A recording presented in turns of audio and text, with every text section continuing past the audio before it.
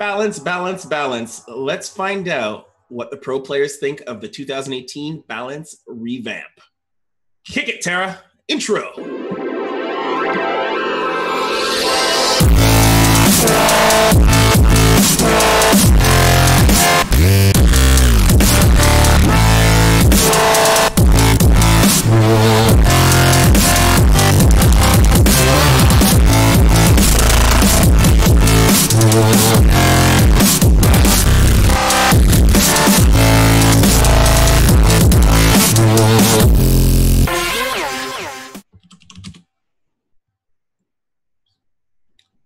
All right. Welcome, guys, to Inside This Scene, the show about people who have passion for StarCraft and where that passion can take you. I am your host. After a week and surviving DreamHack, I am alive, but I am joined with the insurmountable, indomitable, indestructible Ender Sword. Yeah, and therefore I am also alive. Yeah, we survived.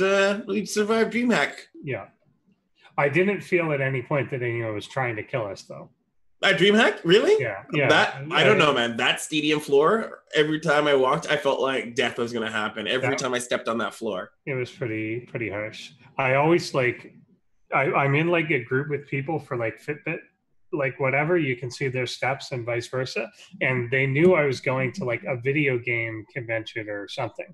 And then they're like, "How did you walk like 30,000 steps while playing video games?" But you do somehow. You never leave the building, but you just walk a crap ton amount. Exactly. I did ended up doing a lot of walking around there. Honestly, like the best part of having my Airbnb close to the venue, I ended up just taking a nap once in a while and jump back up on the subway on my way there. So, that was very important. It was the venue. Yep. There was our guest joining in from the Silent Shadows. It's true, being close to the venue. Helps. Legit. Helps. I don't think it would be, especially for like the food too, because I was like, I didn't want to eat any of the venue food. All they really had was popcorn and hot dogs. Oof, yeah. So and they had poutine. Yeah. If you eat full of poutine. Very healthy choices. All right, so boys and girls, we're gonna really zoom through it because I know we want to get to our main guests, but as always, we start off each show with the question of the day. All right, you guys know how this goes. I put up the question of the day, ask it to you, and then you guys let us know in chat or Twitter or anywhere what the answer is. The question of the day for today is, what is, and it's not your favorite, but what is the best co-op commander? The best co-op commander.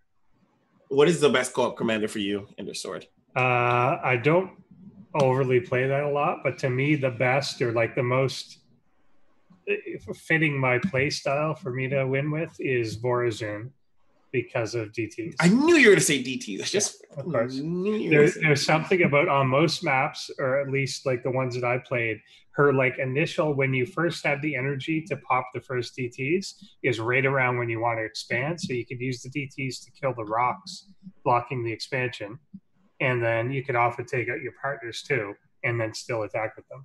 I think I might go with Vorazun only because of one of her upgrade abilities is to drop the crystal that the pylon that makes units invisible. Right? Yeah, so I'm probably gonna go with Vorazun as well. Yeah. I also might want to have said not Swan, but oh my god, what's Karax for his cannon ability, especially for those maps where you have to survive for freaking forever. Dahaka is pretty fun too. Old man Toast in there saying Dahaka is just like literally a beast that you just get stronger and stronger and stronger and stronger. I haven't used the Dahaka, but I imagine even like any of the ones that have little heroes. So I find they might be a little difficult to manage. Like overall.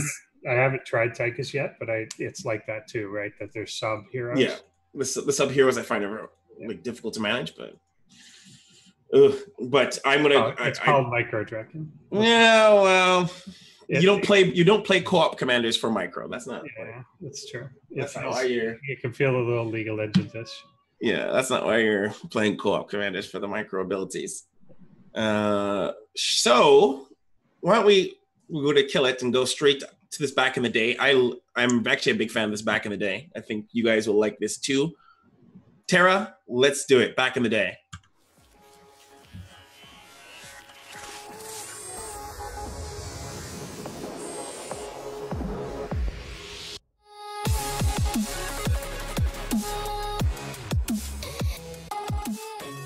Though I would say here, even though she's doing that, Claris, the fourth base is up for Bomber. He's dropping a lot of mules there. His income is insane. Oh, some more mutas going down. Scarlet can't be losing mutas right now. No, she can't. Great connections for Bomber there. As the Banelings move forwards, don't get too bad connections as well, but Scarlet dwindling in supply in comparison to Bomber. There's a lot of marines left over. Oh, and all the Mutalisks go down. And GG!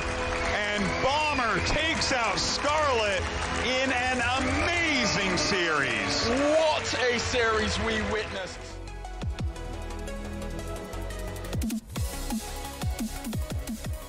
Ladies and gentlemen, we are jumping into the game. Let's introduce our players in the northeast position. As the Red Zerg needs this win to advance on in Group A with Parting. Give it up for Acer Scarlet.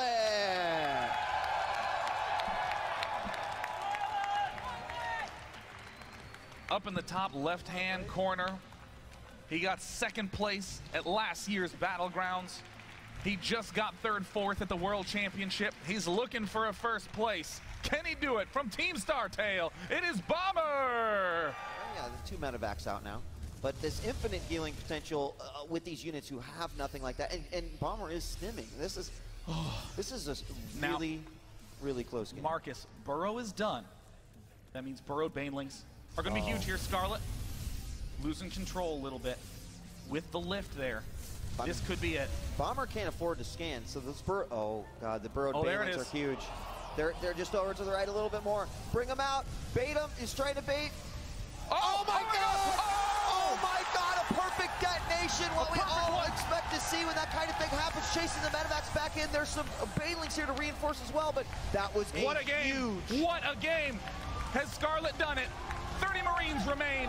It's a dead even fight. Baneling hit could just be single-handedly it for the game. The last Another scan, orbital gonna go. The last scan's down. There are no scans left. Scarlet is going to be on burrow and run. She has killed off the last orbital command. Scarlet refuses to engage without the Mutalisk. The Queen's taking damage. A Queen falls, but Scarlet on the regroup is... Oh my god! Oh my god! Oh my god! The crowd on their feet! Scarlet, the most incredible game I have seen in DVT! It's funny, you mentioned, Undershore, that a lot of our back in the day specifically focus around 2012 and 2013. And it's true, it's because a lot of the best, I think, to me, the best StarCraft happened around that time. We had some of the best matches. Like, I think now is obviously more stable than that time in terms of like predictability of events and players and all that stuff. But yeah, you know, a big thing I miss from that era, like which we could see in almost every clip, almost every really classic moment, is a foreigner versus a Korean. Oh yeah, that's before region lock too. Yeah. So that rivalry like kind of died quite a bit. yeah. Well, the rivalry, like that's and it's because we're in a post region lock era now, so naturally. I don't know. It's a controversy. Like maybe one day we'll have an episode. Just talking about that. Yeah, I think overall it has made the foreigners stronger in general, but it's you lose some of that. Yeah, I'll definitely one day put it on an episode where we can have maybe a debate format where we debate it. But that would be kind of fun. Have like an actual debate and like have groups of people on one side, like a debate club. Exactly. That might be fun. Put that in a pin somewhere for someone to remind. That'd be fun. So up next, we'll cut to the StarCraft challenge. This one may be a little tougher, and then some of our other ones before where it's been like Flash and Jadon.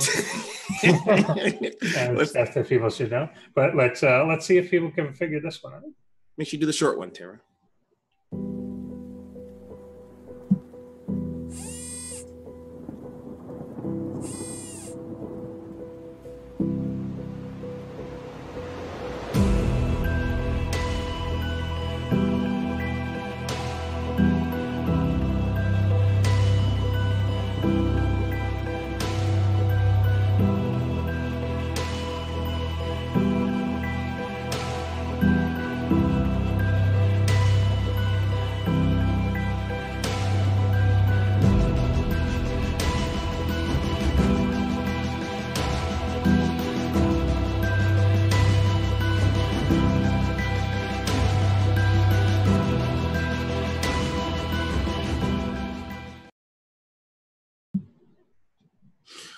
Well, that one is a bit harder. You know what? We're getting better at these because you're like one of the. I think the ones where we had Nestea and everyone was like, "What?"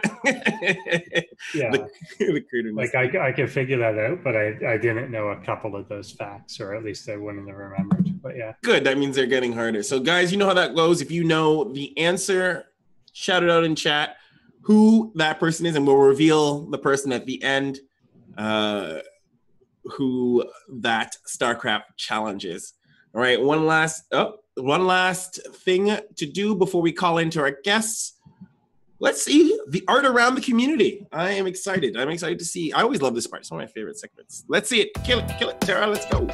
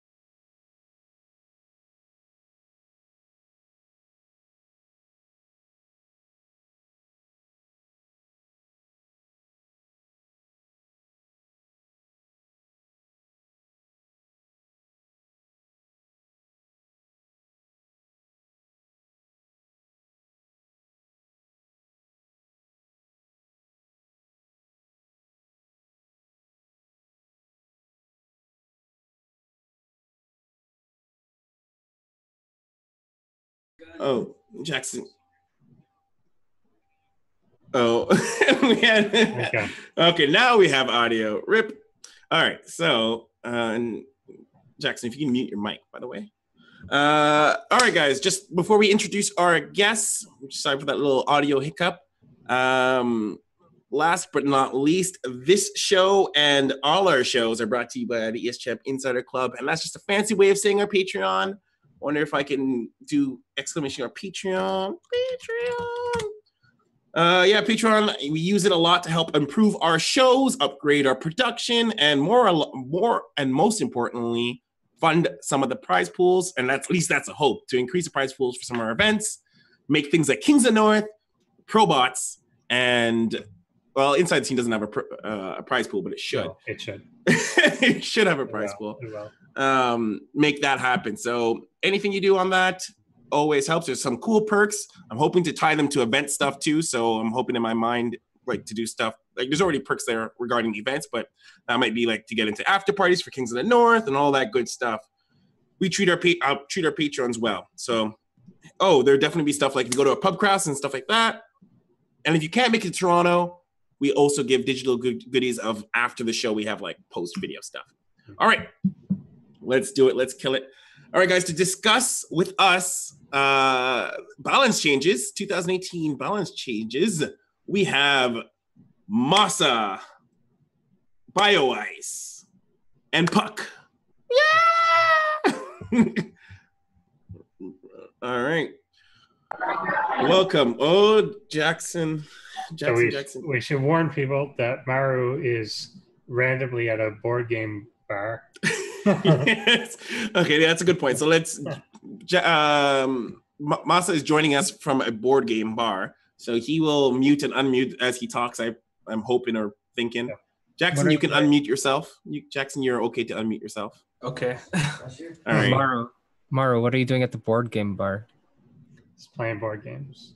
I assume he's clearly now arguing with staff or something. I don't know what he's doing. He's probably arguing. Just explain to me. Explain to him that it's group assignment. Oh, is he wondering like, what are you doing in our board game bar? Yeah. He's like, buy something or get out. He's like, what are you doing here? All right, guys. So thank you very much first for being on this show. Main thing, I'm going to get you guys' opinion. The goal here today is to get an opinion from Protoss, Zerg, and Terran about the upcoming Balance Revamp. It was discussed and revealed at WCS Montreal. Some people are excited, some people are not excited. There's some really, in my opinion, cool changes, and maybe not so cool changes. So why don't we start off with a general question for everybody at the group. So Blizzard stated that their goal was trying to address like late game for each race and trying to eliminate turtle play. Do each of you guys kind of feel that, I'm assuming you've read the patch notes, do you guys feel like they are going to achieve that goal with the proposed changes right now? I think I like the concept or the thought process, but they didn't really change anything on the Zerg side, whereas Protoss got heavily nerfed in like every single area, whether it's Barrier or the High Templar. So Infestors and like Broodlords and Corruptors were already being masked, and now there's like no downfall to just continuing to do that behavior. Like it just got buffed essentially. They buffed Tempest a lot though. That's not necessarily a buff. It's only one supply difference, and they're not going to be as sustainable. You're not going to be messing carriers anymore. So when Corruptors get on top of the army, or infested Terrans get onto it, like there'll be a lot more infested Terrans, I would imagine, because Infestors will be further back outside of cast range, and then Corruptors can also easily get on and then run away. Like Tempest dies so quickly now. I feel like you'll never catch them now though. Too fast. Yeah, but if the Protoss is running away, more infested Terrans are going to be spammed into the Protoss base. You think people you think Zerg's going to use more infested Terrans? Like, do you see infested Terrans being more viable because it's just a single increase of range? I could see it potentially just because High Templar got nerfed on top of it, so there isn't that much risk of like running the infestors a little bit. Maru, how do you feel overall? I don't know. I mean, ZVT, Zerg has always been turtling, and it's the same way.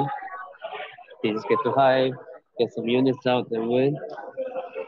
I don't know much of ZVP, but High Templar nerf, I think it's overall good, because things like Viper just gets instantly chopped off with just 50 mana spell. Yeah, I'm all right with like the High Templar nerf, but like I would like to see something being changed on the Zerg side so that they can't just like spam 30 infestor late game. Well, I mean, they're definitely going to be doing that now in the next match. Yeah, it's already kind of a thing in other games. All right. Dave, do you want to throw a question out there? Yeah, I guess like one thing about it, since they were talking about like kind of to your point, Puck, it does kind of feel like while it nerfs the late game of the other two races, it almost encourages Zerg to go into late game more. Ultras are the thing that's buffed. Infestors are buffed. Like Vipers are essentially by the transitive property of the Templar being nerfed being buffed. Like it seems like they've incentivized Zerg late game play, which is exactly the opposite of their stated goal. Has any Protoss beat Zero in a late game? That's my question. Well, has anyone beat Zero in the late game at all? Yeah, I'm not sure. Yeah. Well, isn't the whole idea to essentially make more variety in the late game, to give different options and make late game not so it's just so by adding certain, like by buffing certain late game units, like obviously battle cruisers for Terran and stuff. Like I don't know how viable battle cruisers being used in late game is, but you know. It depends if you're playing Supernova or not. Yeah. I don't see VCs being used because any unit can kite it easily, can kill it easily. And back then, when there was what was the map? Like a new perk? Back then, BCs could work because they could freaking Yamato and then run away, Yamato and teleport. However, Yamato is nerfed, so I don't see BCs being more useful than before, which is already pretty shit. Exactly. They seem to be almost moving towards, they don't want these fights where you move in, use an ability, and retreat. Move in, use an ability, and retreat. They don't seem to want that for like the Raven, the BC. They don't want carriers to like snipe in or Tempest to go in, take a shot, and retreat. But again, on the Zerg side, it almost seems like they do want exactly that. And that's kind of the inconsistent part. I don't even, I guess how big is the Raven side of this too, that the Ravens won't contain damage anymore? Before we stop talking about the battlecruiser, they kind of, I'm not sure if this is intentional, but right now you can't target fire. In every single engagement, it's just shooting random targets. They're going to change that for sure. Okay. I would imagine they're going to change That's a little weird. What you mean for the regular attacks? It's just random targets. It just hits people. Yeah. It can't shoot air at all. That's kind of weird. That's kind of odd. That sounds like not done on purpose. Yeah. I don't think PCs will ever be used again as well. Because it's like a huge void ray. Void rays are really easy to fight against. That's why you can't just mess void ray. And same to BC. BC is a bigger void ray now. Yeah, and the void rays actually do a lot of damage where BCs don't. What's the speed difference though, in terms of like? Because I'm trying to think of like, can you kite? Because obviously the whole moving machine. Like I don't know. Like I can't tell the last time I touched a BC. So like, how viable is it to kind of? You can't. They're too slow. I mean, you saw in the introduction video how I did see it. How the stalkers were getting wrecked by the BC. That should never happen. That was an awful video. Yeah, it literally just shows the stalkers standing there. Like, at no point is a BC out without blink being out. Like that video definitely didn't do very much justice. It seemed more like a nerf to me. What, the BC? Yeah. Yeah, I think so too. Just because of the Yamato. It really reduced the Yamato. So actually, what we'll end up doing during this is we'll go through each point on the balance, and we'll get you guys' opinion on each one. But just before we do that, one of my things is like, do you see the patch shifting the meta? And if so, in what way? I think it's gonna be more late game focused now. That's what I mean. Like, do you feel that that's what we're going towards? I feel like it. The only unit they nerf for Zerg is Hydra, so they're hurting Zerg's mid game a lot. So they're gonna just have to play for a later game. I'm pretty sure Mass Oracle can be a thing again, can it? With the Hydra nerf? Because it should take one shot less to kill an Oracle or to kill a Hydra. So I mean, Mass Oracle wrecked Hydras. I feel like we already came from that era of Mass Oracles. Yeah, we just came out of it like a year ago, and then they buffed the Hydralisk to kind of cope with it. Take it out. I think they also tried messing with the Oracle back then too a little bit. Was there an Oracle change? Did I miss that?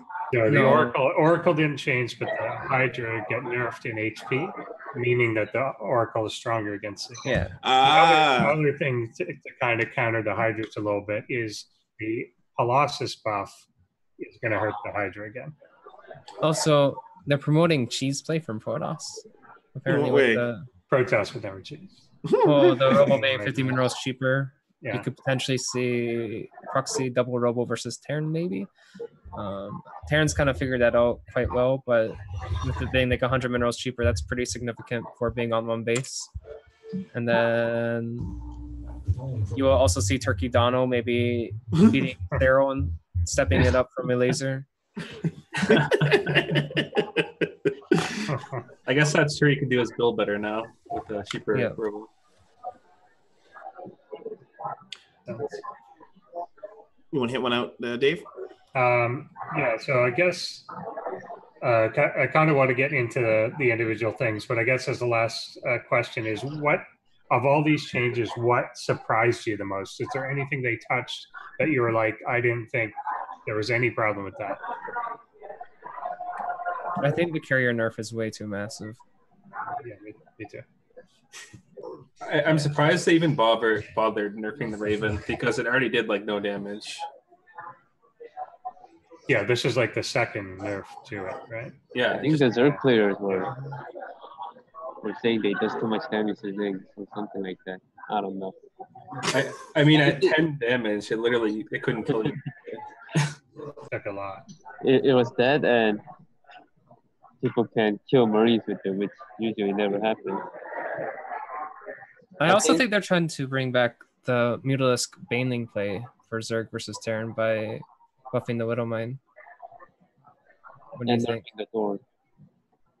Yeah. Wait, I think double nerf are way too harsh. Okay, why don't let's go down through the list. That'll be probably the best thing, and then any of our additional questions we'll throw at the end. Tara, do you have the ability to pop up? Okay. All right. So yeah, it is. So if we just go kind of straight through it, the first one is the battle cruiser. So I'll just read out to cap what the changes actually are. So they've removed the random delay between shots for the ATS laser battery and the ATA laser battery, and anti-ground, anti-air. The ATA laser battery had its damage reduced from 6 to 5. The Yamato cannon has been nerfed from 300 to 240. They gave some nonsense excuse how this puts it in line with Brood War, which doesn't make any sense or difference at all. They just was that actually on the stream? They literally said that. They were like, lowering the Yamato cannon damage to 240 is actually a throwback to its Brood War damage value. Like, that makes any fucking difference. But why though? It's not Brood War. That doesn't make any sense at all because everything is different. But the major change, obviously, there is that it can move while shooting. Right. So, moving while shooting looks cool.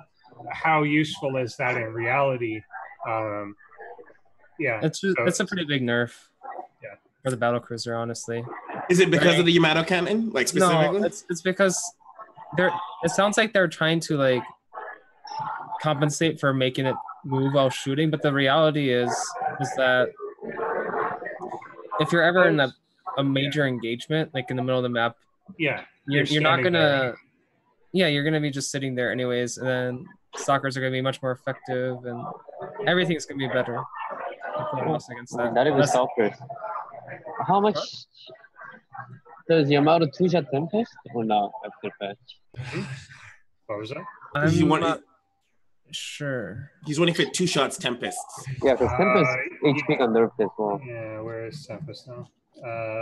Yeah, Tempest took a huge hit, so it would do 480 total, and Tempest is... It's 2 shots.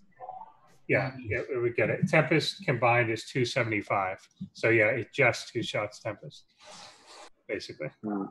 That's probably why they nerfed it, honestly, because they lowered the Tempest HP. Yeah, that'd be my guess. Actually, yeah. I still feel like Mass Tempest would literally shit on Mass Beast. Yeah, because it would, if they had it nerfed, it would one-shot Tempest. Yeah. I see. So it's, by like 20. That'd be pretty insane. That would be brutal. Yeah. And I'd like to see like a Tempest build time reduction as well. It's already been reduced a few times now. Yeah. Yeah. Now it's getting like a massive HP nerf. But then it's like so much faster. It's probably the most dramatic HP nerf that's happened to any unit. Well, not probably. For Tempest? Yeah, it's lost 175 HP. That is a very drastic drop in terms of. Okay, when we get to there, I'm going to actually highlight some of the ideas. So Widowmine, Drilling Claw upgrade now has also permanently cloaks the Widowmine while burrowed, and new visual effects will be applied to the Widowmine to indicate this. Widowmine, boys, how do you feel about that? It could bring back Widowmines in CBT. I think, in my opinion, It's a clever way to do it because it addresses the the reason that the Widow Mines didn't cloak in the first place is because very early game, if you're just caught with your pants down, then it's so frustrating. And I think that's geared a lot towards lower end players. But the whole thing was trying to make it less game ending, right? That was like the whole, when they nerfed the Widow Mine in the first place, it's all about game ending damage and avoiding that. Yeah, but now they're saying, like, obviously, if you've done the upgrade, then there's no excuse for your opponent to not have a way to deal with that. So whatever. I haven't seen this visual upgrade, like this. Yeah, like, I don't know how noticeable that is. Because it says this new visual effect will apply to the Widow Mine to indicate this. Like, I don't know what that means. I haven't seen it yet. Yeah, Mara, do you think that this makes it more viable? Like, obviously, TVT has largely switch to a place where your Widow Mines fire once and then they're going to get killed. Like every time they're going to get 1 or 2 shots maybe before they're taken out. Does this make it more viable? That already happens even before the nerf, because you would always have protection with it. Yeah. It's not like you're going to mess Widow Mines against Proto. However, I think like back then, they used to have some builds including Adrenaline Flow. I think that could come back and be used in a tournament maybe once or twice. Other than that, I don't see it being too useful. I think mines are okay right now as well. Because Zerg or Trolls will always have detection. If they don't, it's their mistake. Right. So I think sometimes you can kill the Overseers though. Yeah, but you don't just have one. Usually you have like 2 or 3. Yeah, you can get an Overseer by accident. I'm thinking in terms of like maybe harassing a peripheral base. Like there, you used to, like if you snuck a Widow Mine into a base, it would get its shot off, but then get cleaned up. This now requires them to actually divert a lot more attention to cleaning it up, that they're going to need detection there. I think Zerg has spores in the bases at that point anyway. That's true, yeah. Man, as long as you play like a TY, then it's good. That's a solution for everything. Yeah. All right. Cyclone. Base armor reduced from 1 to 0. I don't know how I feel about this. Like, oh, that is actually more surprising patch. Yeah. Because there was nothing wrong at all with the cycle. That's what I was wondering. Like, this is an odd thing. I think it was for TVT. Yeah, it's for TVT. I also feel like looking at a number of these, I kind of feel that some of these nerfs are for the much lower level of play. Like, you mean making it more like noob friendly? Yeah, because they're not for like, Cyclone is not a problem in WCS. It's not like, it's not, but it is a problem for like a Gold League PVT. And one armor drastically nerfs Stalkers as a counter to it. I feel like it'd be very hard to measure what's wrong. Well, everyone's frozen. Yeah. Anyways, it's pretty impossible to measure what exactly is going wrong at lower level MMR, and I'm not sure how much they investigate that nowadays. The way I would see it, like in terms of like helping other players, would be like quality of life changes, like the gateway change, and like the battle cruiser change would be a quality that's better suited for like lower level play. So I definitely agree that there's definitely things that they're trying to do to help benefit lower MMR players.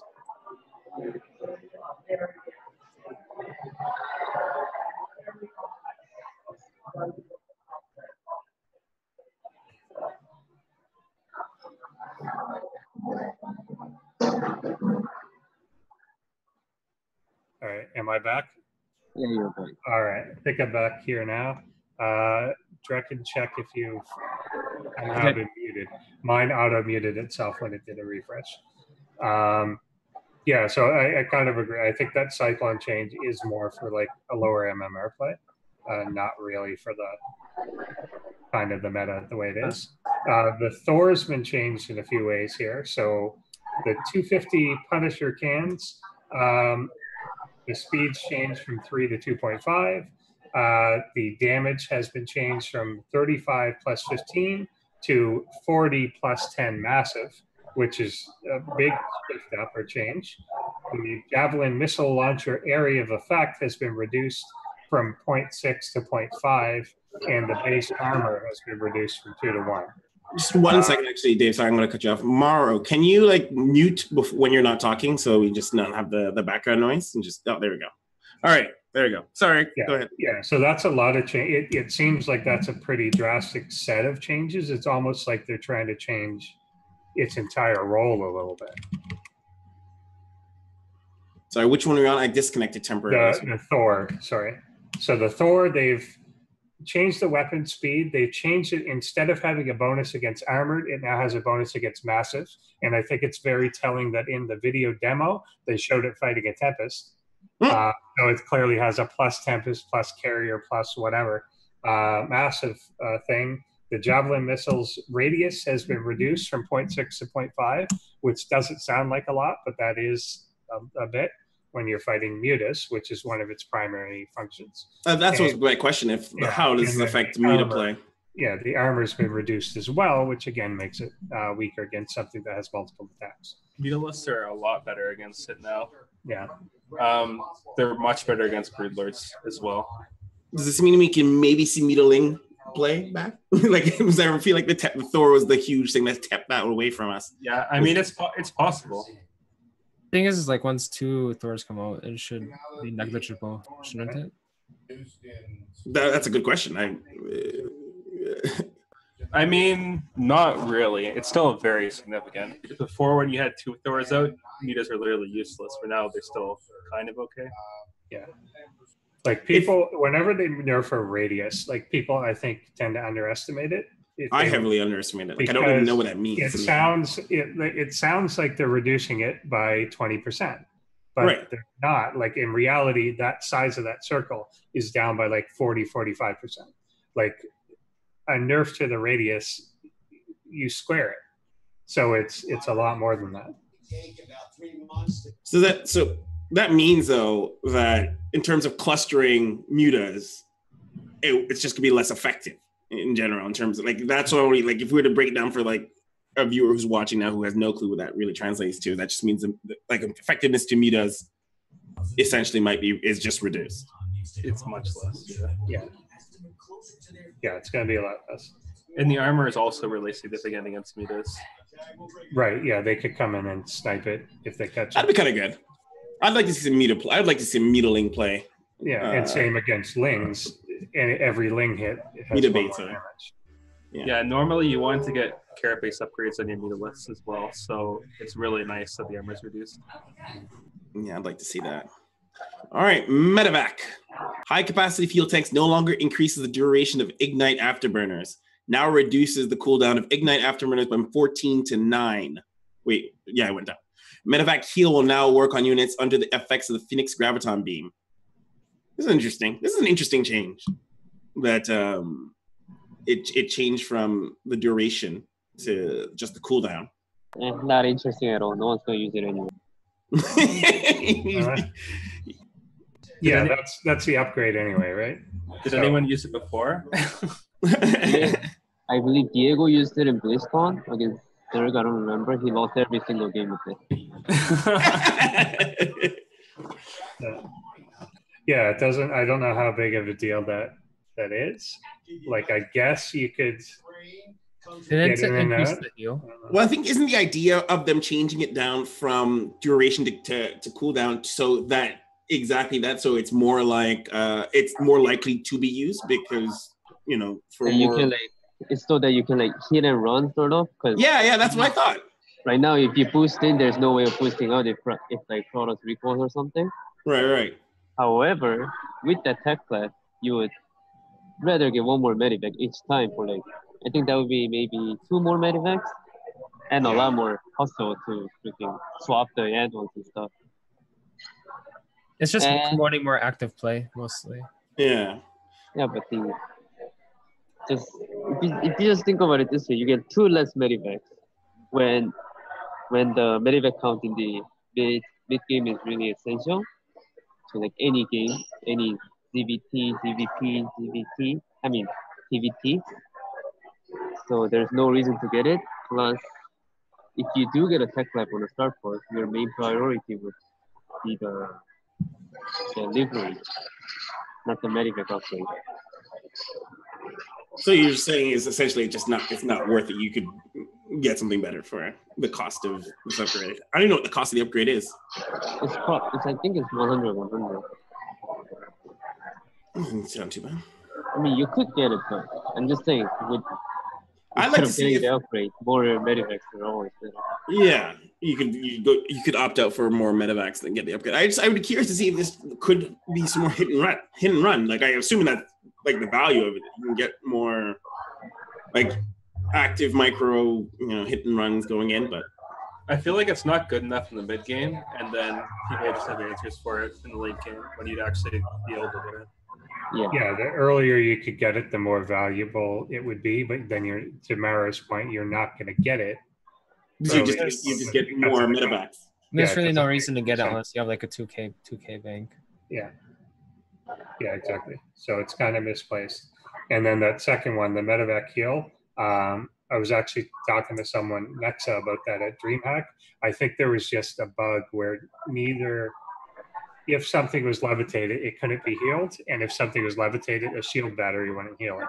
So I think that was just an oversight. So they just kind of fixed that. Has it always been the case? Or is that like... I think that's always been the case, but and they never really addressed it. But I think it became more of an issue when the Phoenix lifting and the shield battery mechanic is more important than the medevac one. So because a Phoenix could lift it, and even though you have a shield battery right in your mineral line, the Phoenix could still kill a probe and it wouldn't get healed. Oh, okay. Yeah. So two Phoenixes could kill something when they shouldn't have been able to. So stuff like that. So I think they fix it for that. And then when they fix it for that, they also fix it for the medevac. All right, Dave, why don't you read off the next?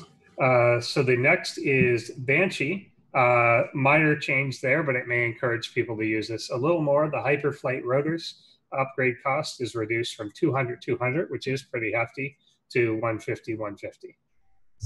I feel like Sorry, go ahead. I would say, I don't remember the last time I've seen Hyperflight rotors being used. Like maybe Ruffle invent a new strategy. So some people did it versus Zerg as like a way to go into mech, but I don't think that decrease is like big enough to make it more common. Yeah, just 50-50. Last time I saw it was like innovation against Rogue or something. And it's so lost. Is that the build you tried to copy in last year? I remember that build. Wasn't that last year WCS in Montreal? Yeah, I remember that. He went, it was like a 3-port Banshee with the rotors. But back then it was like sort of popular because we thought the Zerg wouldn't know how to deal with it, but they realized you just make Queens and Hydras and shit on it. I don't know. I think you're right. That's going to take like a pretty niche build or a niche thing to like for anyone to care about that. They should have dropped it to 100. Yeah, and then that. I don't know. It's whatever. Like I almost feel like the cost is not even the issue. You're either someone that's going to make 8 Banshees or you're not. I don't know. In your mind, you've already decided you're going to go go Banshees from the beginning, regardless if there's Hyperflight rotors. Yeah. That shouldn't be big. Next one is much bigger or much talked about anyway, which is the anti-armor missile damage on the Raven is reduced from 15 to 0. So no damage on the hit at all initially. But then the anti-armor missile will now reduce Protoss shields in addition to their armor. It was bad versus Zerg before, and now it'll see no play in the matchup. Yeah, I think it's big in Z or TV. It is. I wonder if it cancels out a little bit. Usually, if the Protoss is dying to those kinds of pushes, it's because they didn't micro or have enough information. Like Maru did a push like that versus me in WCS. My whole army was together, so I just died. But like, if my army is like in 3 different segments, it's a much different story. Also, some people pointed out that normally, like right now, if you have a Raven, your main priority is Immortals and the units around it, because once you hit it, it pops the Immortal shield.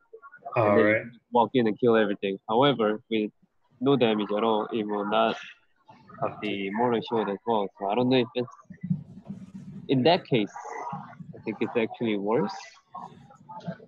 Yeah, and you're gonna. Since they reduced the damage off, even though in impact shields, you're gonna have to get the shield hit like 5 times. Yeah, it's like 3 to make up Mauritius for the 15. Yeah. So only it's 15. It wasn't that. Yeah. That's with the extra 5 shots. So. Yeah, so it's definitely, I think overall, even though it looks like it's a buff against the Protoss side, I think overall it's a nerf. Yeah, for sure. For sure. It's dependent upon the engagement or how things are situated, honestly. Yeah. Don't you feel like Ravens may just fall out of play in overall in general? No, they're kind of useful. Like it's kind of hard to prepare for the pushes properly. I feel like it's just like there's so many different variations of like pushes that Terran will do or positions. Like it's very map dependent kind of thing, I think, overall. Okay. Yeah. And also very fielder dependent too, because once you go Stargate, you get like 1 Phoenix, the Raven dies. However, if you go Robo, you can snipe down like 1 or 2 observers. So it's like very rock paper scissors field with Raven. All right, engineering bay. This is, I feel like I'm very of a meme, but let's find out. Neo Steel frame and the structure armor are now combined into Neo Steel armor, which combines their upgrade. It'll cost 150 and take 100 seconds to research, the same as structure armor. I'll be honest, I am not familiar with structure armor. Neo Steel frame I do, but this is a change for people that play 4 versus 4, 3 versus 3. That sounds right. So actually, what does structure armor do? Is that just upgrading like bunkers Plus 2 armor to any Terran builder. Oh. Yeah. I feel like I've never seen it researched ever. Seems like it could be a thing. Yeah, it's one of the rare ones. Like literally their explanation for this is Neo Steel frame improvements are often requested by various Neo Steel enthusiasts. So they have no like balance reason to do this. This is something I would like to see used in co-op. Like, yeah, I think it's like Mimi. I think one of the big killers here, and correct me if I'm wrong, Maru, but essentially if the upgrade is 100 seconds, I assume there's no point in which you would not want your engineering bay doing something else. Like you would upgrade your attack and like armor, right? Yeah, of course. I do get plus 2 armor, like in TVZ mostly after 3-3 because you just don't want field is getting wrecked by links only. So which it's not big of a deal because they got base anyways. I just get it because why not? It's 150, 150. Yeah. But it's a cool patch. I think we can see it being used. Maybe some bunker rushes with that. That'd be fun. Yeah. Some bunker rushes. Bunker? How broken? Yeah, you're already thinking. You're already thinking of this for the next challenge right now. You're gonna proxy an engineering base somehow. Yeah, and then I just put like a bunker in every basis. So they can't take anything. Yeah. That's a good way to go. All right, so that rounds out Terran. So a Zerg, we've got both the Zergling and the Hydralisk. Their unburrow speed has changed from 0.71 to 0.36, and their unburrow random delay is reduced from 0.36 to 0.08. So just faster unburrowing, obviously. The random delay? Yeah, they just don't burrow better now. Like it's when a bunch of like units burrow together in their and then when they come out of the ground, it'll be much faster. I don't know when you actually burrow lings or zerglings anyway, though. So. Yeah, or hydralisks. Do people burrow hydralisks? You just gotta get better, Jackson. Then you'll use them. I've never seen anyone do that though. Maybe I'm crazy. Maybe like a few like cute things where you burrow them in like your opponent's main or something. Like, but why would you burrow them? For what purpose? Like, I have to scan for them or something. Or like I see links being borrowed a lot in like TVZ when they like run links by and they borrow them. Yeah. But other than that, it's being used in other matchups. Yeah. It's definitely a super late game thing. Yeah. That's an interesting one, but yeah, we'll have to see if anyone tries to take advantage of that. But I don't think so. You just gotta stop messing Broodlords by 9 minutes. I like it though, man. It's good. Yeah. Hydralisk, health decrease from 90 to 85. This one is actually huge because Hydralisks are used in every single matchup right now as the core unit. Mhm. Wait, does Hydra have 90 HP? Like base HP or? Base HP. Base HP. Why do they always think it was like a combat shield? You have to get an upgrade to get plus 10 HP. Nope. It wasn't No, base. yeah, that was always range and speed. It wasn't. Yeah, I'm retarded. Sorry. Yeah. I'm pretty sure Arcos do one less shot to kill them now, if I'm not mistaken. Passes back to finals again. Yeah, it keeps it above the storm damage, but it's just, yeah, I think it takes a shot off for a number of units. Yeah.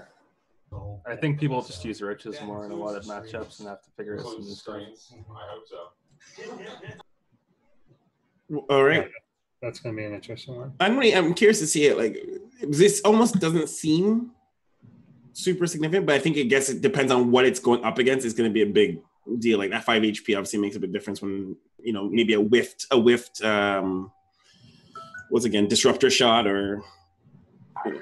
It's very, when it changes by like 5, then you get down into like, not only is it this unit specifically takes one less shot, but what are the upgrades at the exact time that happens, and like, yeah. Like it's hard to calculate how it's really going to play. All right, hit us up with Infester. Infester, the Infested Terran cast range has been increased from 7 to 8. So this is an odd change. Like I wonder if this means anything significant for Infested Terran being used more often. I think maybe versus Protoss, not in the other two matchups though. Just because you can lob them farther into the Protoss's bases and then maybe like snipe them. You could stay really safely out of feedback range. I mean, you already could anyway, but this lets you get a little closer. All right. Yeah. But it doesn't make the Infested Terran massively better. It just you throw it a little further. Just kind of right. Ultralisks. This is the one I'm really interested in. Yeah, this is probably a big one. All right, new upgraded added. Anabolic synthesis. Costs 150 minerals, 150 gas. Research time 79 seconds. Ultralisk off creep. Speed increased by 10%. And on creep is unaffected. So like super fast. Honestly, I don't think it really makes them any more useful because they're not used that much versus Protoss or Zerg. And versus Terran, the bio still kites them when they're off creep. So. This little image has them. Yeah, I was wondering how effective that is because it does show the Terran as being outrun by it, but that's unstimmed, obviously. Essentially, how many units do you have to kill to get value off of it, though? It's not that many units that you have to kill. Like if you kill like 3 Marauders, it's essentially paid for itself every time, and then it's just constant map control. It sets you up easier. It's not that bad. Yeah, I mean, if you're getting ultras, you'll definitely get it, but I don't think it like changes the matchup in any way. No. And it's something by definition, you're going to get it after chitinous plating too on the same building. So you won't have it for your first ultras. Mm-hmm. You're going to have it for like your second, or if they live a little longer, right? I think the thing is, they're pushing Mutaling Bane by nerfing doors and stuff. However, ultras were always the key choice after Mutaling Bane because it's a lot easier to get ultras out because you get the map controls and stuff. So I think they're just pushing ultras even more. Yeah. I mean, like ultras being more viable. Yeah, more viable. Huh. But I don't think it's really necessary to have the 10% speed because ultras don't need to do any damage. They just tank for your units to surround the army and stuff. So post upgrade, they can better pressure Terran bio forces as their new speed is very close to Stim Marine Marauder speed. Against Protoss, they can also be better pressure against Carrier and High Templar compositions by quickly engaging the High Templar. Huh. Yeah. think it's just This like, why not upgrade like a Terran plus 2 armor on building, but a little more useful. This one almost seems like the opposite of what we were saying earlier. This is going to hurt a lot of people in lower leagues that can't kite as well, and it's not going to do much to the pro play. Yeah, exactly. Like it seems like people that struggle with that sort of thing, like doing it on point, that extra 10% was enough to keep them alive, and this is going to make it very difficult. It also, even though they're not used as much in like CVP, linking back stalkers and running away from them, this is going to let them close the gap kind of before link is cooled down a little bit. So I don't know. Again, on the lower level, I could see this having an impact, but less so on the high level. This one, this change. This next one, I'm really interested in. It's a strange one. So Nidus Network and Nidus Worm. Nidus Network cost increased from 150 to 200 to 200 and 200. Sorry, 150, 200 to 250, 200 and 250. Wow, that was hard for me. Nidus Worm cost decreased from 100 to 50. So like, what is that? Like the ass is more, and the it's literally if you use 1 and 1, it's the exact same cost. If you use 1 and 2, it's cheaper. Like if you only get the one use out of it, it's the exact same as it costs now. Well, it also changes the dynamic of like how quickly you get it though. Yeah, that's so. True. Your initial attack will be slightly less than when it was before. Yeah. On top of being more likely to just be shut down. So while Nidus Worm is emerging, it will no longer be invincible. Instead, it has 6 armor. So is that like that's gonna make it like fucking super tough? Yeah. And I was a little unclear the way they phrased this. I don't know if you guys have used it yet. They were showing, I don't know why, but because they were trying to promote the idea that you're going to use more than 1 now.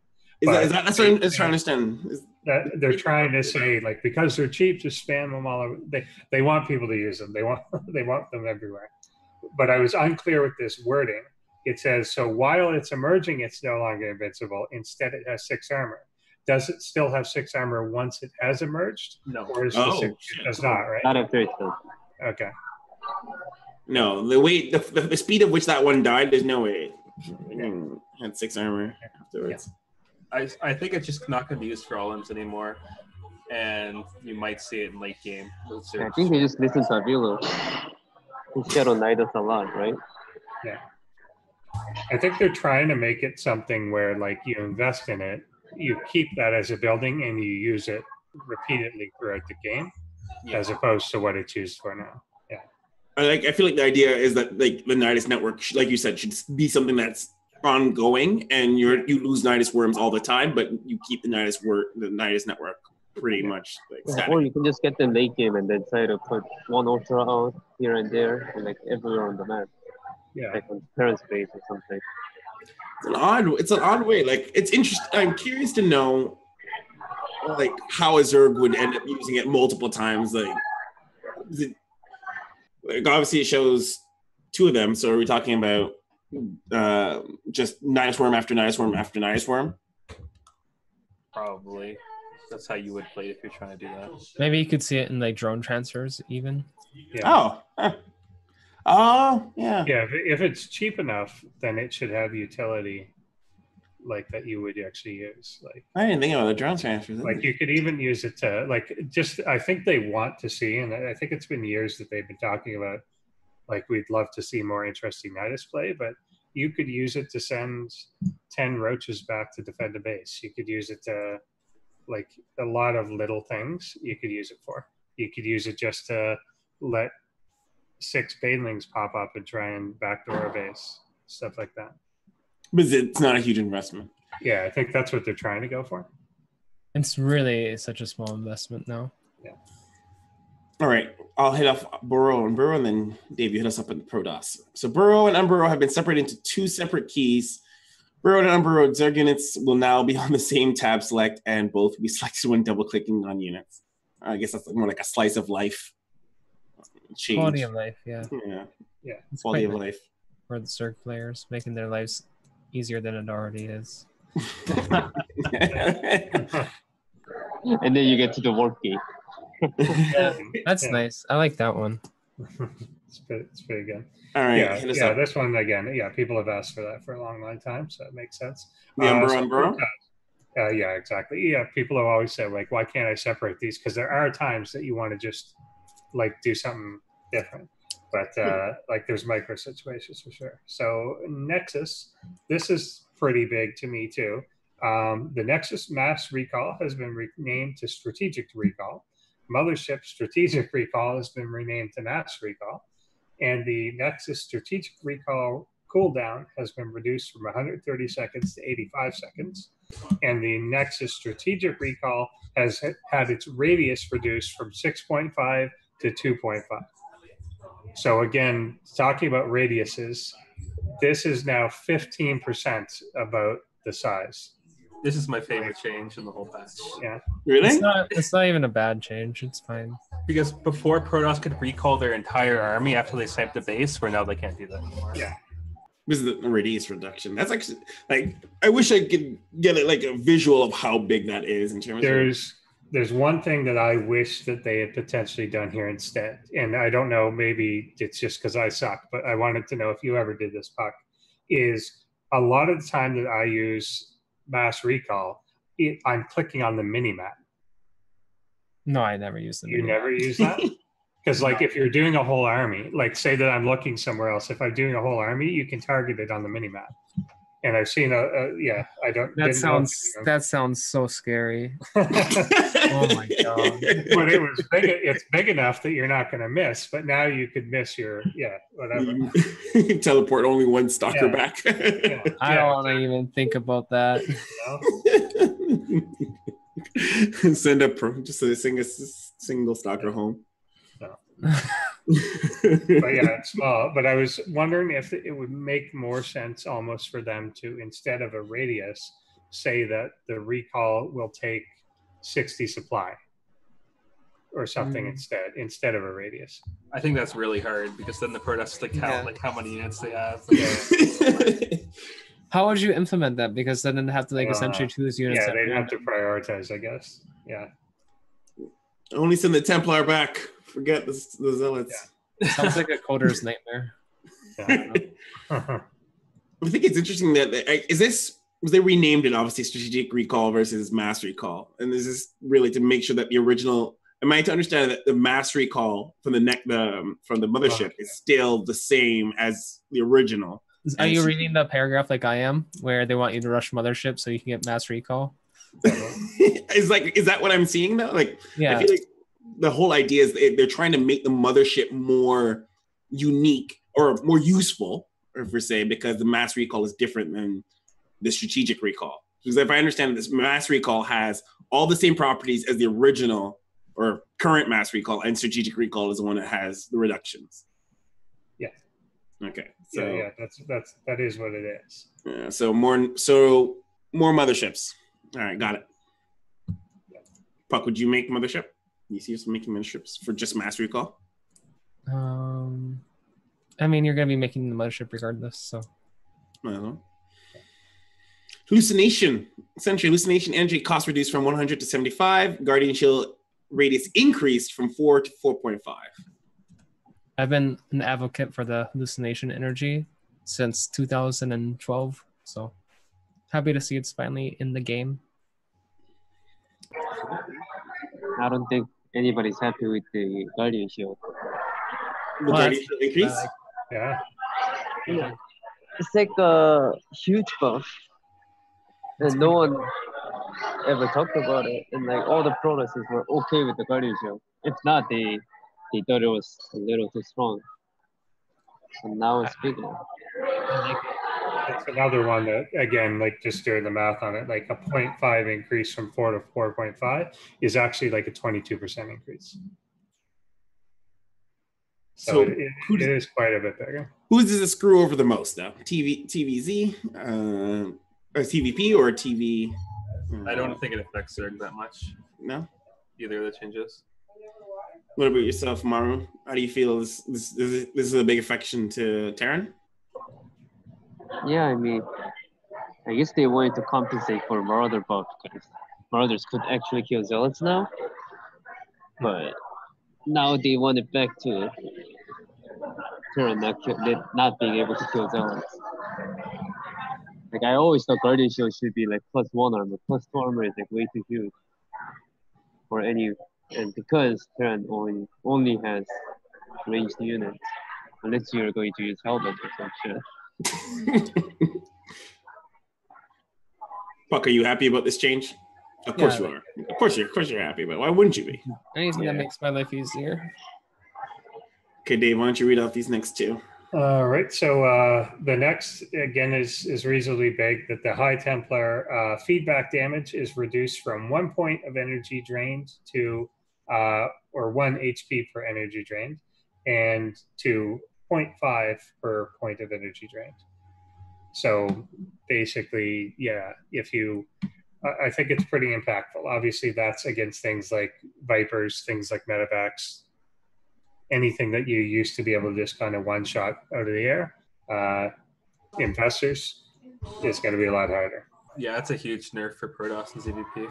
Yeah, because before they used to one shot both Infestors and Vipers, now they just don't anymore. Yeah, it's huge. It's going to break late game PvZ, I think. Hopefully. But it was pretty bullshit, the skill. Yeah, it definitely needed work, but like I'm fine with it, except for late game PvZ. I wish they'd change something on Zerg's side in terms of the Infestor. Because like having like your whole entire army being essentially taken from you from a burrowed unit is pretty insane, especially when that burrowed unit can move. Or can it not? Can it not move anymore? It can move. It can move. Yeah. I mean, to be fair, I don't think the feedback change would have changed that either way, though. All right. If Robotics. Yeah. I think that one, though, will definitely, like we talked about at the very top, that they said that a lot of these goals were to prevent late game and turtley play. I think this one change negates that. I think this means that that's a lie, basically. I mean, at least Zerg will be able to actually pull units now. Yeah. So yeah, robotics change. And again, we addressed this a little earlier. Cost reduced from 200, 100 to 150, 100, and this definitely helps with some early cheeses. Yeah. Definitely all for the cheeses. Yeah. It helps against cheese and it helps with the cheese. Because a lot of the cheeses also include war prisms. Yeah. As well. I like this though. It's a solid change. It's a fair deal. It's like same cost as factory and stuff. Yeah. It kind of makes, I don't know exactly what they're going for there, but it is true. Like anyone that was just getting the robo kind of because they had to get like an observer or something, this will make that easier. And also the other two units that come out of robo are pretty mineral intensive. Mm-hmm. So like the first thing you're going to get out of there is either 250 or 200.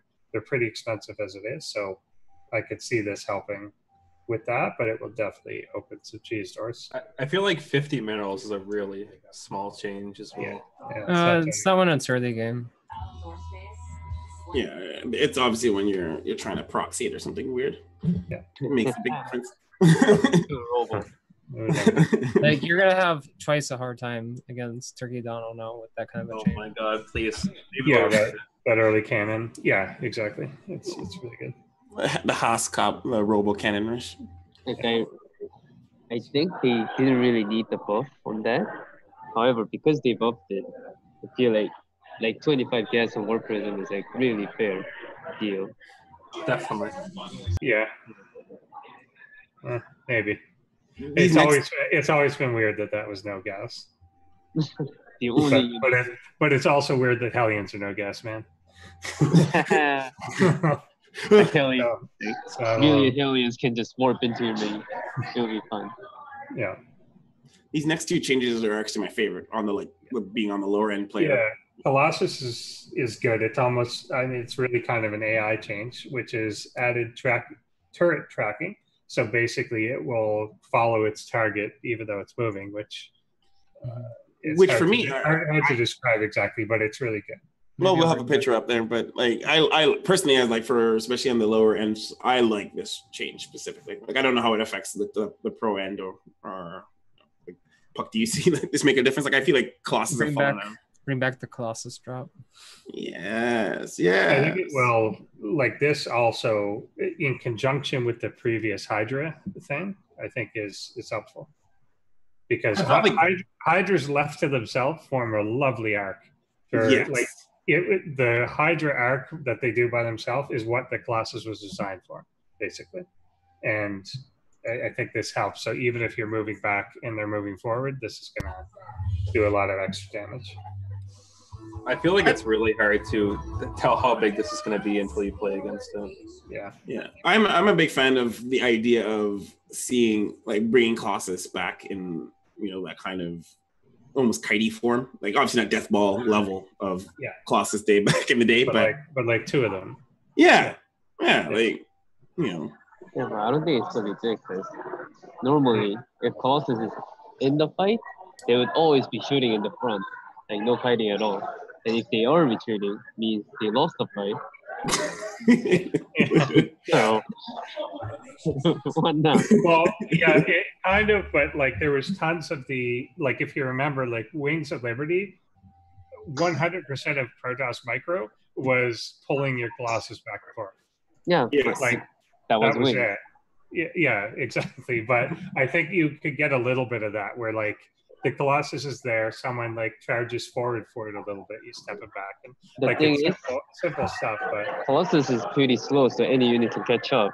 So people would rather use War Prism than try to micro like that.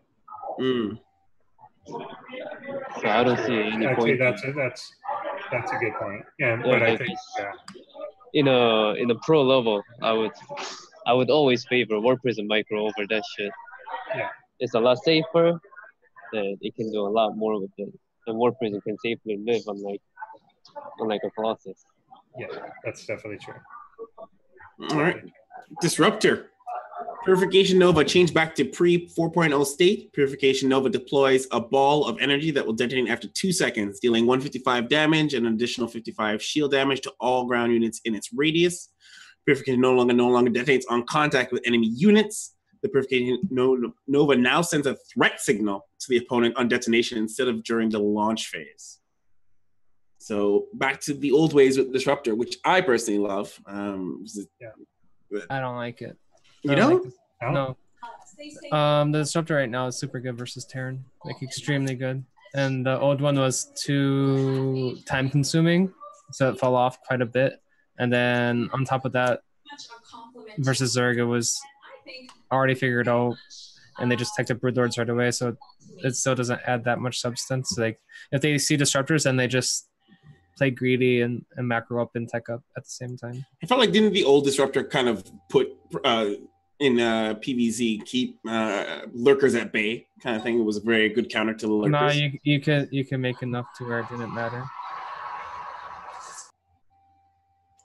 What do you, Jackson and Maru, what do you guys feel about this? I think it has the possibility to get a lot bigger hits now that the Zerga Terran isn't watching, but it's way less consistent. I mean, Zerg players were having fun watching Terran units getting destroyed by it. And now they're pretty sad because Disruptors are going to be viable against them. I'm pretty happy with that. And I'm happy that they're just trying to remove some bullshit part. Like Widowmine was bullshit for other players. Disruptor was complete bullshit. And like feedback was pretty bullshit too. Like a lot of bullshit stuff happens in StarCraft. And I think they're trying to remove it. And I like that. No. You talk too much. You talk way too much, Maru. Don't you agree that it's bullshit? What happened in our WCS series? You never made Disruptor. I tried to. I didn't get to it. Well, now you can because the Robo's cheaper. There we go. Solution. Well, not really, but yeah. But yeah, I think, I don't know, it'll be interesting, but yeah, we'll see.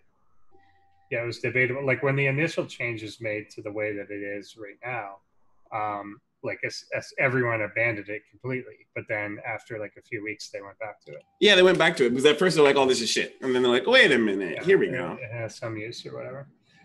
Anyway, another one with big changes. I feel like they changed every Protoss unit and building. Well, like Protoss definitely has the most. They have the longest list. Yeah. So Tempest.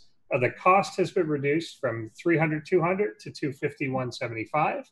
The supply has also been reduced from 6 to 5.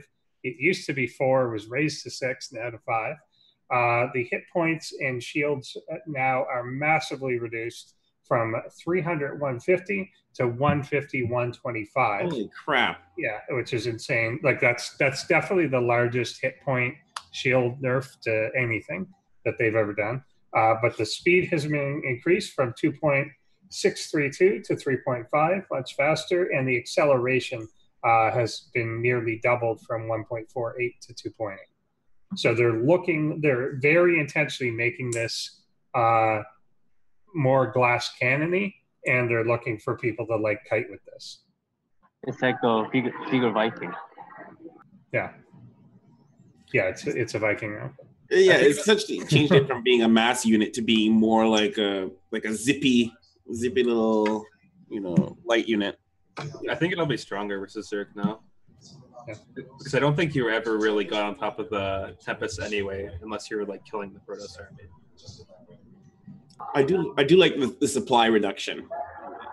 Yeah, it's sad too because of the supply reduction. You can squeeze in like few more high Templars and get more scores in, which means you're going to be safer against Vikings when Vikings can do more damage against Tempest. So I think it's really good. I think it's a little buff, not a huge buff. I don't know. It's impossible. It depends on the situation. It always like if the map favors a lot of high ground that you can work around and kind of behave like a broodlord in a sense, and then because like you can just like shoot and run back. It'll be like super fast. So those kinds of situations, it's a buff. But like a head-on engagement, if you get on top of the Tempest, they just die instantly. And there's still a lot of supply. So, do you think anyone could use it now to like say pre-engage Liberators to take a couple out before committing to a fight? Like before you could never do that, you would never retreat in time. I mean, like it'll definitely be easier to pick off Liberators, but at the same time, like if the Terran's being aware, scanning, and has Vikings, then it's very risky to do that still. Yeah, I think nerfs will be used less because mostly when you are doing mid timing, they're like starting to make Tempest, or they only have like 3 to 4 max. So if you have like 10 or plus Liberators, you can slowly push and eating through the Tempest shot. But with it being cheaper, you can get it faster, and you can micro it a lot easier because there's no Vikings at that time. A bit more. Yeah, one thing I was wondering if they would put in here too, because they did for the carrier, is if the build time could be lowered kind of commensurate with that, because they still have a build time of like a capital ship. Mm-hmm. I was kind of expecting maybe even increased range. Yeah, because it's supposed to be might be too good at kiting if it was longer range. I know, but they're really like that's a big health drop. That's a really big health drop. Yeah, you think that, but with the supply drop, you can always have high Templar. Right. Every 2 Tempests, you get 1 more high Templar, which means 2 or 3 more storms. Okay, fair enough. Yeah, you know what? If you think about it, not in itself by itself, but as part of the composition, it makes sense. But there's no damage increase either. It's just speed. Yeah, just straight up. Speed, which is kind of, I don't know. Yeah. I always feel Tempest is one of them.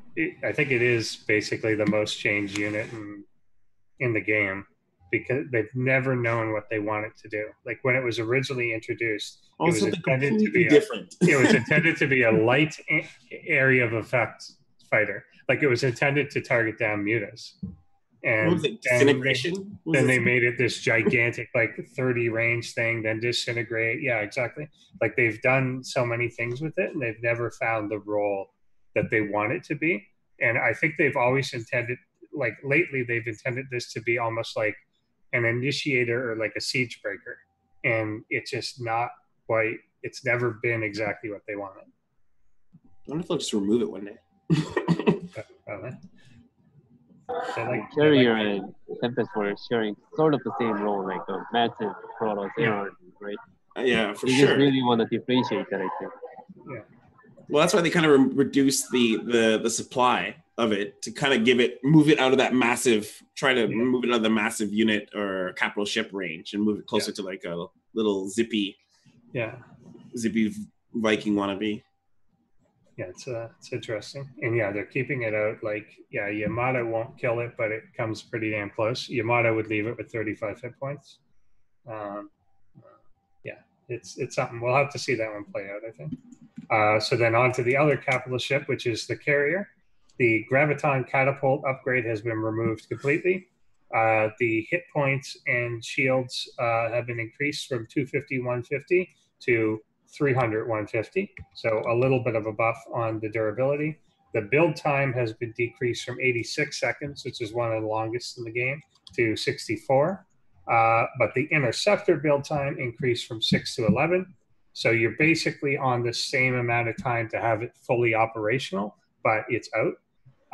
And the interceptor damage decreased from 5 times 2 to 8 times 1. So decreased, but it's only one attack, so armor won't count twice. Interceptors will get 1 plus 1 times 1 per attack upgrade instead of plus 1 times 2.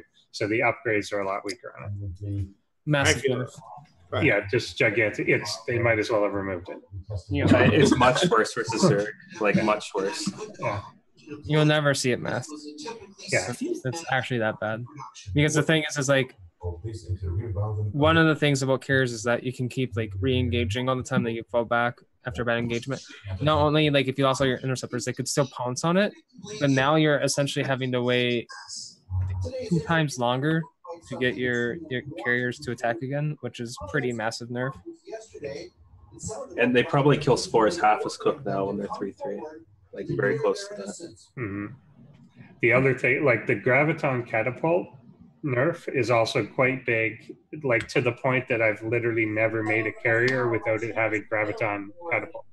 Like, I feel like isn't that standard? Like you make the fleet beacon and you finish that upgrade before the carrier's out. Yes. Like no one ever has used a carrier without having that upgrade. So I find it surprising they removed it completely. Yeah.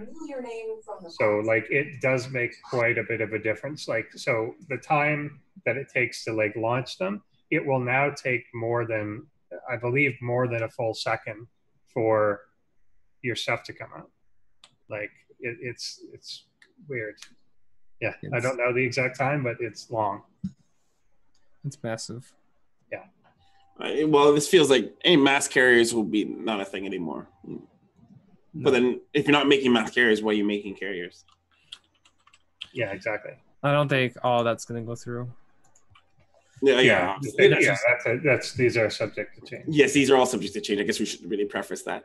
Mm-hmm. Mothership Time Warp now also reduces the attack speed of enemy units and structures by 50%, addition to slowing by 50%. I like this one. Yeah. I like this one. I like this one a lot, actually. I'll be honest, when I read that, I always thought it did. Me too.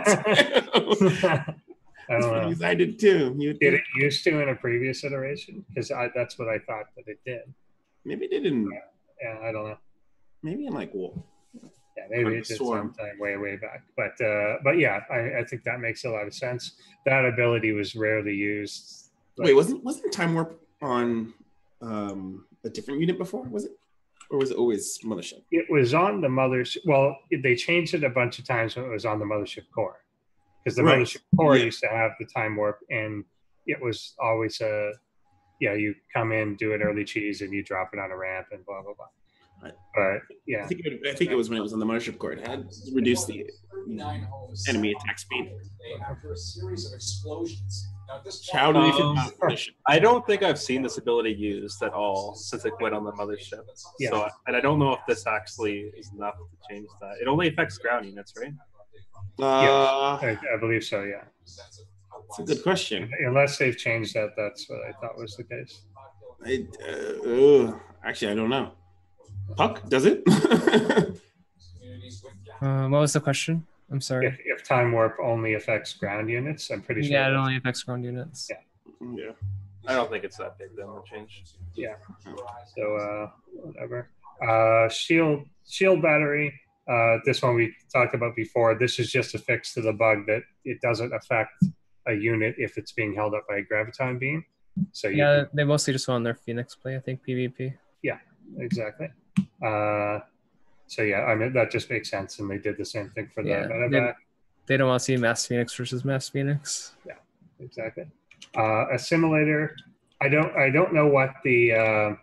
I mean, I guess other than their explanation of they're not in line with the other two buildings, they just reduced it by 50% or not, like 33% for health and shields. I guess.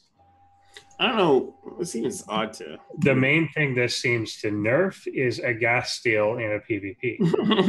I was thinking. And it's like that's literally all it does to me. I guess I don't know. Yeah. Gateway. This is definitely a quality of life one. Once warp gate research is complete, newly built gateways will automatically transform into warp gates on completion. Well, that's definitely like noob friendly. Yeah. Quality of life. Well, everyone can enjoy it, but I feel like especially like on the lower levels, they'll revel for that. Yeah, it's nice. They just get rid of gateways and make them warp gates in the beginning. Why even have gateways? The thing that makes it better is like when you initially do warp gate, you've probably got plenty of time and you convert them anyway. What it's actually nice for is like, you know, there's times you just throw down 5 more gateways and then you have to always go back to them and convert them manually. It would be nice. It's just nice that when they're done. I mean, Protoss just hotkeyed the gateways when they built them and then pressed one. Usually, yes, but still you have to do it. You have to do it. It's just one little extra thing to do. And I'm kind of wondering on this how it works exactly. So if I'm building something out of the warp gate when my warp gate, or out of the gateway when my warp gate is done, presumably it converts at the end. What would actually be really nice is if when I build it after warp gate is completed, if I build a new warp gate, it warps in as a warp gate, not as a gateway that then takes 5 seconds to convert. That the moment it's done, it's ready. I think it says transform though, so I don't. Yeah, it does say that. It transforms. So there's like there's a few seconds where it like opens up and shit. Yeah. I wish they would buff the speed at which it warps. That'd be cool. Oh, yeah. You mean that it does the transition? Yeah. It's funny. It is often important too. Like a lot of people will lose a game to a cheese because of that time. Oh, that's a good point. I didn't even think about that. If it was 5 seconds quicker, you would save a cheese, and if not, because you're just waiting, you're like holding something off until your warp gate's done, and then you want to warp in now. All right. So the very last change is a new countdown timer added to the start of the matches played in the testing matchmaking queue. I'm guessing that's like. That's the countdown timer that was mentioned once on Reddit, that's interesting. Legit. Yeah. This makes sense, right? Mm-hmm. It's that loading problem that you get. Yeah. Most games load, but then you get some of that lags, and you have to just sit there, ready to go for whenever they load. So whatever, makes sense. Yeah, it never bothered me, but it's cool. Yeah. Well, again, quality of life, I think, for even newer players, especially. Yeah. All right, so that wraps up most of it. So before we end up the show, I wanted to ask you guys one critical thing for me on my end. I'm curious, is there a particular choice or a particular change you're expecting to see but didn't see this patch or revamp?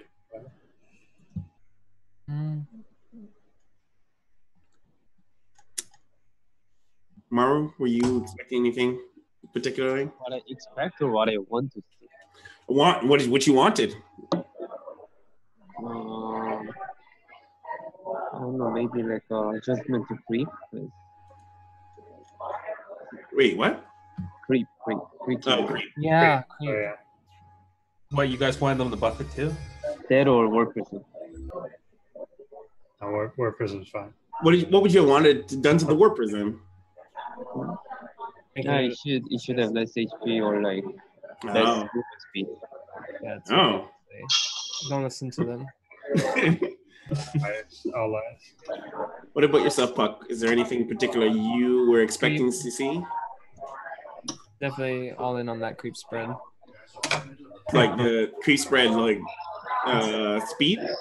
Or like... Just anything about it needs to be nerfed. It's super good. I like creep spread the way it is, but You I don't would spread like... your creep though, Jackson. Oh man, I'm a good creep spreader, okay? But I would like them to reduce the HP on the Warp Prism and maybe give them Mutalis. Ah. Don't listen to him either. Warp Prism fine. Warp Prism's definitely, again, one of those things where reducing it really, really takes it out at a low level of the game. They're going to get caught all the time. But yeah. I see more possibilities of sniping those Warp Prisms out of the air before they get to do all the cheese they want to do. Dave, do you have any final questions before we wrap up this? I guess just overall, after going through all that, which one unit change is going to be the most impactful? Probably the carrier. Oh. I agree. I think the Hydralisk, honestly, because it's used in every single composition right now for Zerg. Maru, anything for you? Most impactful? I don't know really. I guess Tempest. All right. I think that's the most biggest playstyle change. So yeah. Yeah. Right. But if carrier is essentially nerfed to nothing, we have to rely on something else late game as well. So for sure. There's no late game army though. Yeah, but I wish we had a late game army. You got that new battle cruiser. You gotta test that out. Yeah, definitely. That'll be fun. Use it against me in WCS or something. That's it. I think they need to put the battle cruiser energy back at least, and then High Templar could still attack it, but less. Yeah. That would be a good compromise, I think, at this point. I agree. I completely agree. Yeah. All right, so I think we'll wrap it up there. Yeah. And I'm hearing weird sounds. All right, so let's to end off the show.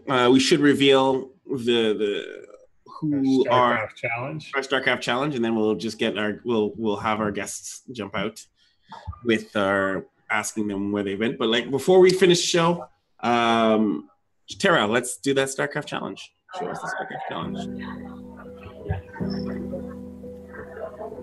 Do I go now or not? Oh wait.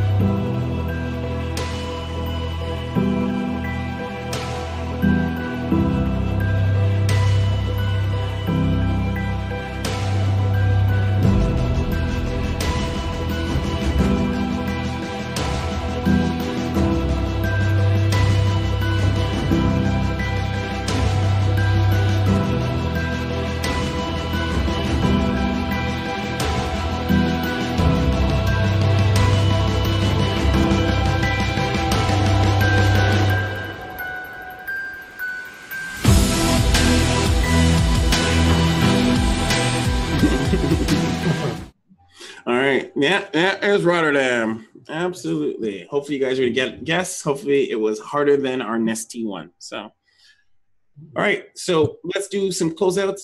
Maru, where can the people find you on the internet? Or who do you want to shout out? No, you don't have to hear anything from me. I'm a pleb. I didn't hear what you just said. Say that again. I'm a pleb. You don't have to hear anything from me. Oh. Fair enough. No team you want to shout out? No, like follow you on Twitter? I'm a shooter. I know no one gives a shit about me. Okay. Follow Liquid Rat. All right, there you go. Jackson, where can they find you on Twitter, if at all? BioSSC2. All right. Puck. Oh, where the Puck? I'm here. Yeah. Where can they follow you? Where can they follow you? Root_Puck.